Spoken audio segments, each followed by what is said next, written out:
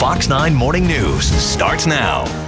I'll be live in the studio with the toy guy talking about Christmas toys past and present. That's coming up on Fox 9 Morning News. All right, well, coming up at this time of year, a lot of us, as we were talking about earlier, are shopping for kids, but it's also a great time to kind of rediscover those childhood toys. Yeah, there's a new book called Toy Time. It takes us from the 60s through the 80s. The author, Chris Byrne, our toy guy himself, joins M.A. Roscoe now, right across the studio. Hey, guys.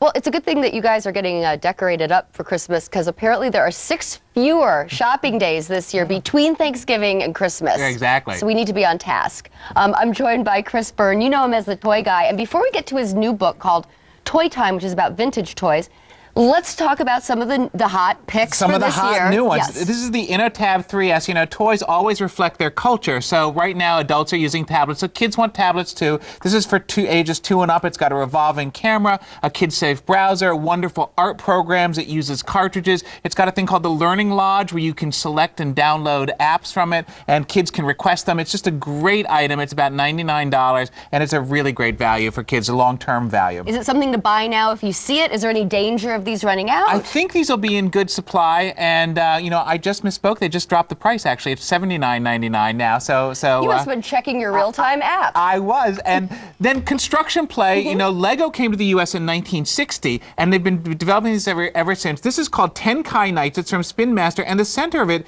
is this little brick here that has the shape shifting in it. There you go. You can see the shape shifting, so you can actually make all of these different animated models, which is really kind of cool. It's called 10K Nights, and finally, you know, here's why I like coming here, because Keith Marler is like our focus group. This is like, well, if you're looking for that under 5-year-old, the Despicable Me 2 fart blaster. I mean, this is like, it's like the air blaster in there. It's so annoying, you just love it. Like, hi Mom, Merry Christmas. You know, there you go.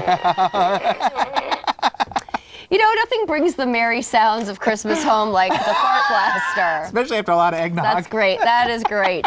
Okay, so those are toys of today, and then you've written a book. It just came out called Toy Time, and you're looking back at the most beloved toys of the 60s, 70s, and 80s because you asked people for their favorites. We wanted to know what people's favorites were, and so we collected some of them. Of course, we talked about the clackers. These are from about 1970. These started life as well, you gotta clack them now. You know, I'm no good at this. You're much better at this. We've also got the Trolls, which were from 1960 and then on. There you go. And one of my favorites was and I understand this was Keith's too also. This is the $6 Million Man from 1975. He looks so creepy, but it's that bionic eye that you can actually look through and see. You know, if you have him in the box with all his parts, he is worth about $6 million. No, he's worth about 300. He's worth about 300 if you buy him mint in box, so it's kind of fun. And then Trolls might become, you had these, Alex had these. Yeah, she's trying to shoot me. Not going to work. I repel you with my troll, my magic troll. These might be coming back. I've heard a rumor that they're coming back next year, so we don't know. But 1960, then 1980, Russ Berry brought them back. They're originally Thomas Dam and Sons, and just a wonderful history. They were wishnicks, so they're supposed to bring make your wishes come true. One final tidbit. This was so cool. We all know the smell of Play-Doh. It's that smell that just takes us right back to childhood. You're opening that fresh can. It was originally. And Nerf's been around for a while too. I believe 1960 something. I was just reading this. Nerf has been around since 1960 something. Our little Alex. Come on in here. This is one of the hot toys of this year. She's actually too small. It's the Nerf Mega Centurion. See, I think you have to be a certain height to play with that, Alex. I'm not going to do that. She's going to use it. She got me earlier, right here. You see that, Mark? Oh, now we're going to show the welt. Great. You know, just for you, I'm going to. Oh, let's show the terrible welt we got.